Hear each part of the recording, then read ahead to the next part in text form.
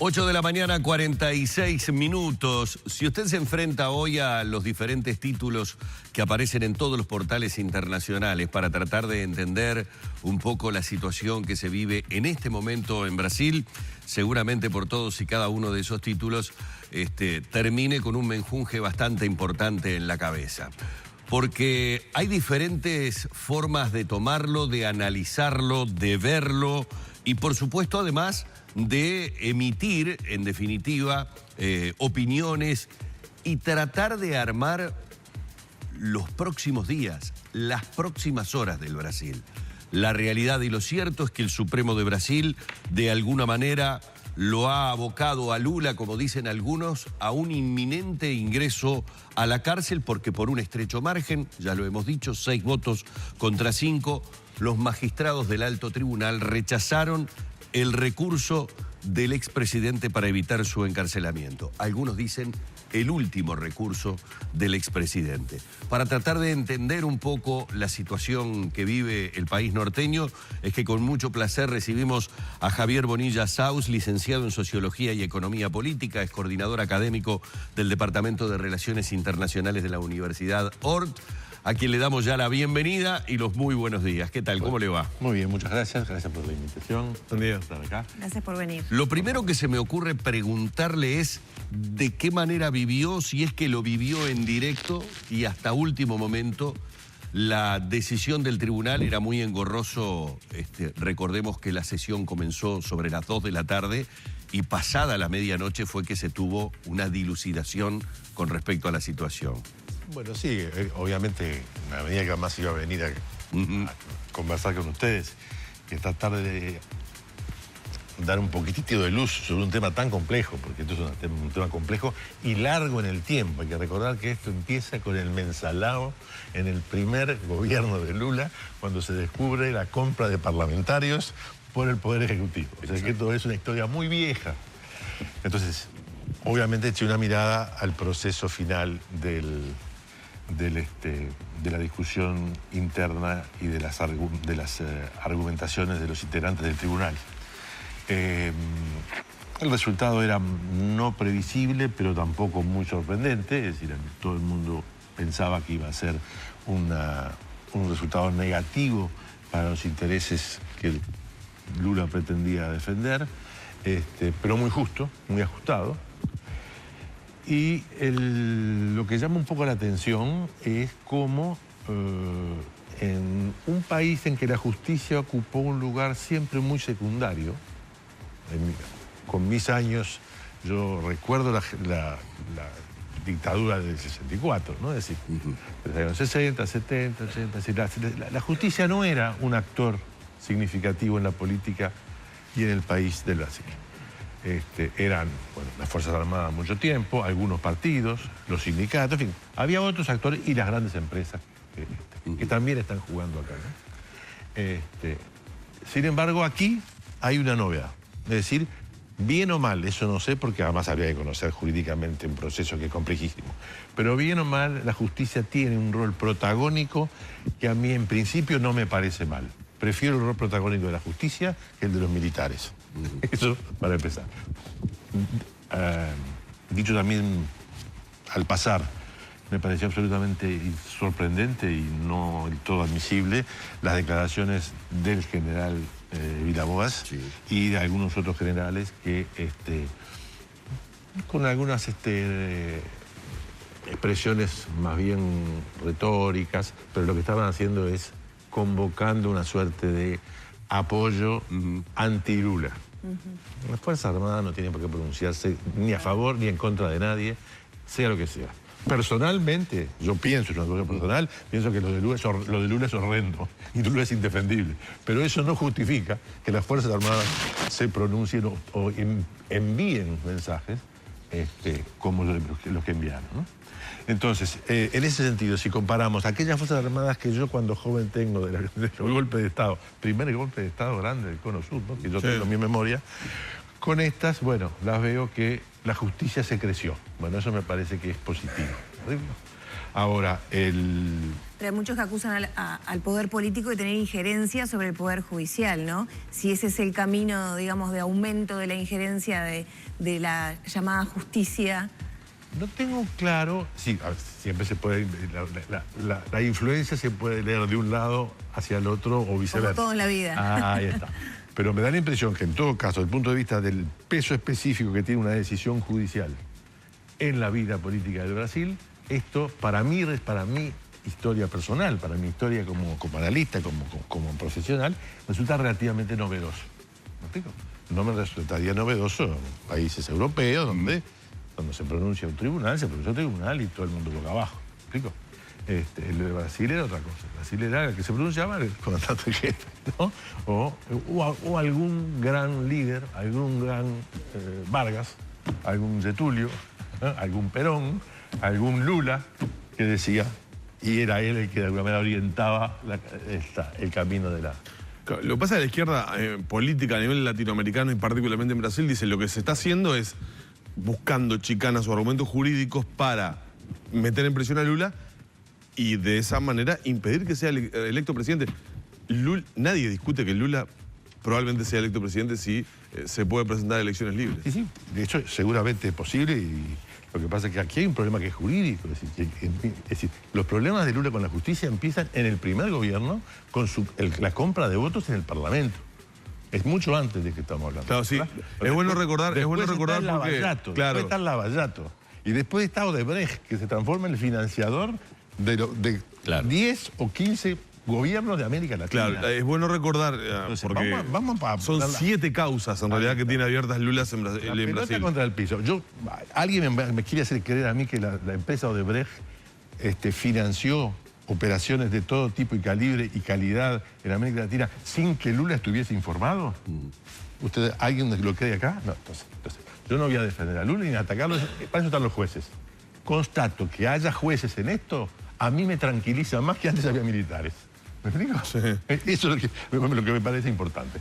Y los partidos, yo creo que los partidos han quedado muy mal, todos, no solo el PT, pero el sistema de partidos ha quedado desarticulado y eso en gran parte es efecto de un Lula que se llevó por delante el modus operandi del sistema político. Ahora, Javier, da la sensación, por lo menos quienes hemos seguido incluso a algunos actores locales, políticos importantes locales, que teniendo relación y llegada con Lula, bueno, han hablado de que esto era una práctica, me refiero a la de compra de votos, por ejemplo, que fue la del inicio de los problemas de Lula, era una práctica común, que prácticamente daban a entender, recuerdo y podría hasta citar textualmente algunas declaraciones en ese sentido que se hicieron aquí, de que prácticamente Brasil es imposible que camine si no se hace bajo ese sistema, que es un sistema instaurado desde hace muchísimo tiempo. El problema está en que nosotros, como uruguayos, pese a estar allí pegaditos, a tenerlos como vecinos, no entendemos esta práctica como una práctica habitual. Es algo que se decidió desterrar. Es efectivamente una persecución política, aprovechando tal vez la ingenuidad de Lula de prestarse a una práctica que era común realizarla en otros gobiernos. Bueno, la ingenuidad de Lula no lo compro. No.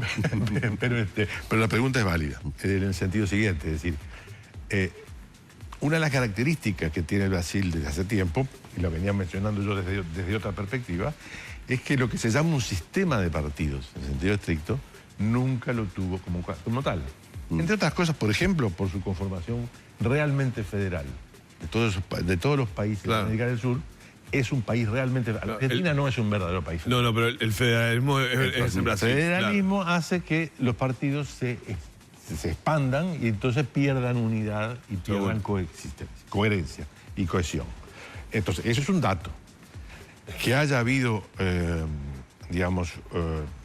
tráfico de influencias hasta compra de votos para armar todo una especie de arcoíris de posibilidades. Seguramente lo hubo en el pasado, como yo lo venía diciendo.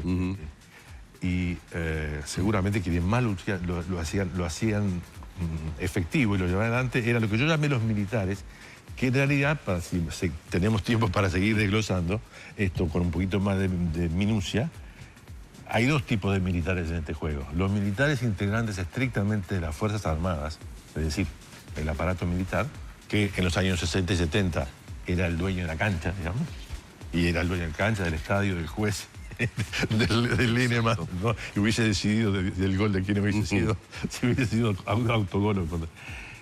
Y después otro formato informal de militar, que son los coroneles. ¿Qué es un coronel? Un coronel es un personaje muy importante en el Brasil profundo, que es el que manda en la región, que no puede tener un cargo electivo, puede tener una empresa importante, puede pertenecer a una familia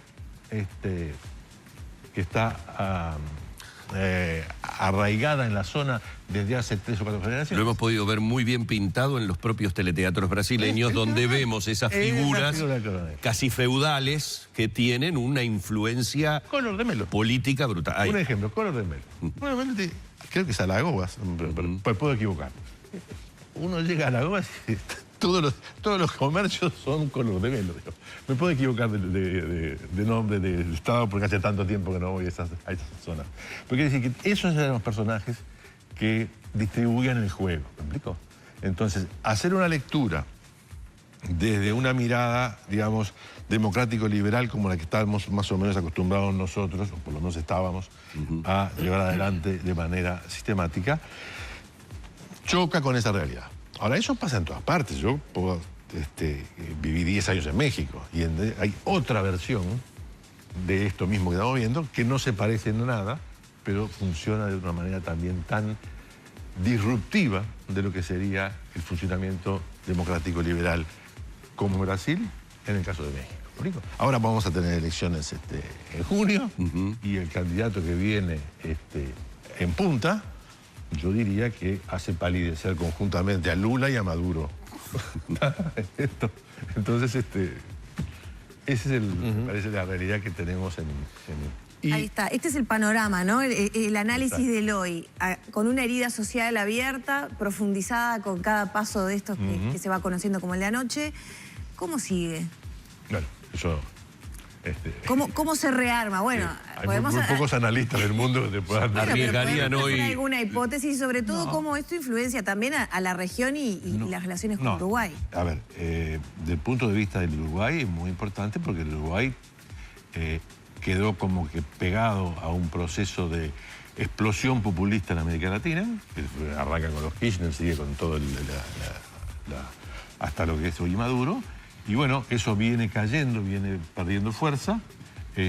Si Lula, el transcurso político de Lula queda interrumpido acá, bueno, se abren dos posibilidades. O reaparece otro Lula, que mucho me temo que es lo que pueda suceder, o Lula sigue. El señor Bolsonaro, que está ahora en segundo lugar, ¿verdad? Creo que yo preferiría a Lula que a Bolsonaro, si me apura. Pero porque hay un componente religioso, además, metido con Bolsonaro. Entonces, eso ya nos haría entrar en el terreno de la laicidad y vamos a dejarlo para otro día. Pero pero son fenómenos que se están dando en América Latina, ¿eh? De candidatos... Que todo el proceso de la caída de Dilma es una operación manejada por grupos evangelistas. Así que eso... O sea, que hay toda una discusión que me parece pertenece a otro capítulo. Pero en todo caso, la única solución es que en algún momento Brasil organice algo parecido a un sistema de partidos. Porque yo creo en los partidos políticos democráticos y liberales, no cosas llamadas partidos políticos y que son barras bravas o son patotas. Es que ahí está la raíz de todo, me parece. La debilidad que tienen los partidos políticos en Brasil o la inexistencia prácticamente de los partidos políticos que llevan, por ejemplo, a una fórmula Dilma-Temer. ¿No? Ese es un ejemplo claro. ¿Y cómo explicamos eso? ¿Cómo se puede explicar o entender una fórmula Dilma-Rousseff-Michel Temer? Más que buscar culpas. Obviamente que Temer no convence a nadie. Y Dilma tampoco convence a mucho. Pero el problema no son ni Temer ni Dilma. El problema es cómo es que se armó esa solución. El problema estaba en la solución que se había propuesto. Y bueno, y si recorremos América Latina, y si tenemos tiempo, alcanza con ver el traspié de Correa, que es casi ridículo porque hace llorar, que organiza un sucesor, modifica la Constitución, hace todo para poder ser elegido posteriormente, y su número 2, a los 3 días de asumir, lo traiciona y le cambia toda la jugada. Claro.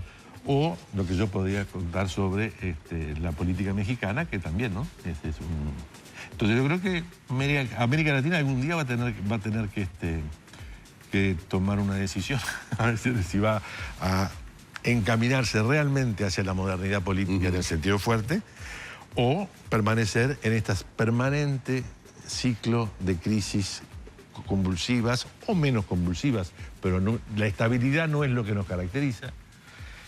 Y con el agravante que además antes teníamos un referente, no muy simpático, pero referente al fin, que era Estados Unidos, y en el último año y medio lo perdimos. Lo perdimos también, sí. Quien subió a la dirección de Estados Unidos tiene exactamente, más o menos, los mismos defectos que venimos mencionando en América Latina. Javier, usted decía recién sobre la fortaleza de los partidos.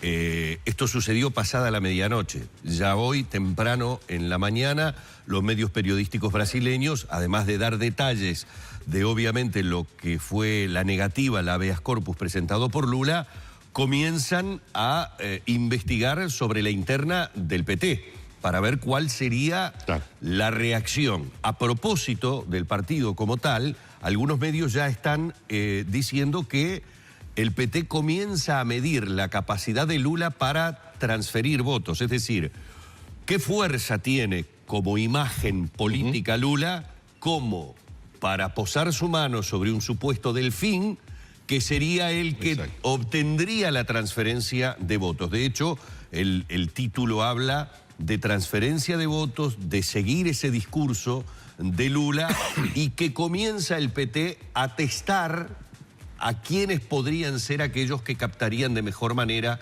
la simpatía de Lula. ¿Es posible esa transferencia?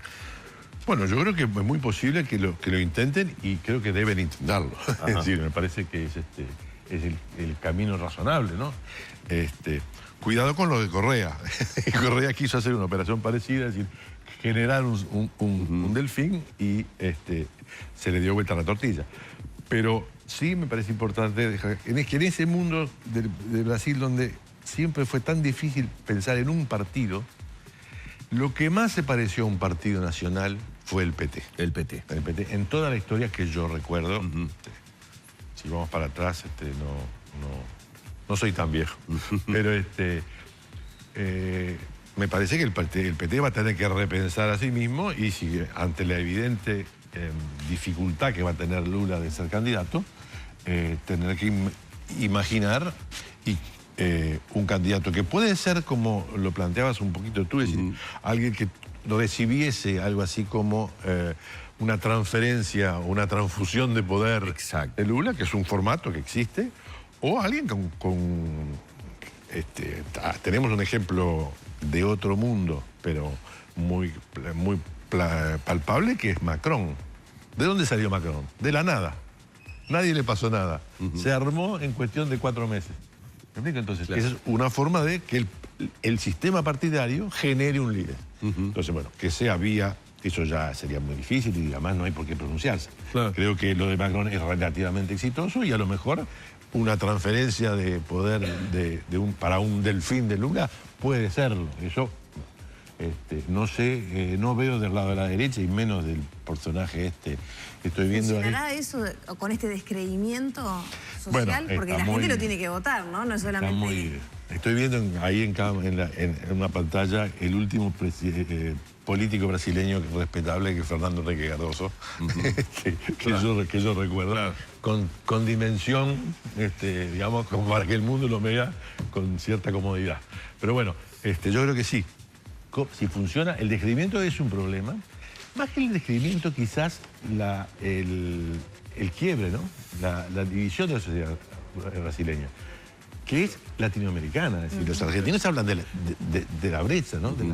Es decir, todo el populismo ha serruchado las sociedades de por medio. Qué saludable que en el cierre, digo, que esto que veíamos en imágenes recién se pueda ver, ¿no? Es decir, la transmisión en vivo de un juicio, del pronunciamiento de la justicia, y seguir, que los millones de brasileños siguieran minuto a minuto Digo porque eso, pensando en un sistema de justicia para nuestro país, por ejemplo, que está atravesando un nuevo código del proceso penal, es saludable que ahí en esa transmisión todo el mundo puede saber qué posición toma cada uno. Un poco en ese sentido te decía yo no sé cómo fue todo esto porque fue muy complicado y muy largo, pero prefiero ver a los jueces. A los jueces hablando. Claro, argumentando y más allá de a los militares tomando decisiones. Y una desfilando. frase de Lula que resume, o podría llegar a resumir todo esto, decía, preso soy un héroe, muerto soy un mito, libre soy presidente. Vamos a agradecerle a Javier Bonilla Sauz, que como les decíamos es licenciado en Sociología y Economía Política, además de coordinador académico del Departamento de Relaciones Internacionales de la Universidad ORT. Estos minutos para tratar, como dijimos previo a la nota fuera de cámara, ¿no? ¿Cuántos minutos hay? Más o menos 10 minutos. Me alcanzan y me sobran para esclarecer un tema tan sencillo como este. Pero realmente ha sido un placer, Javier, tenerlo en la mañana. Gracias a ustedes por la invitación. Por favor, así cerramos la entrevista junto a Javier Bonilla Sauz.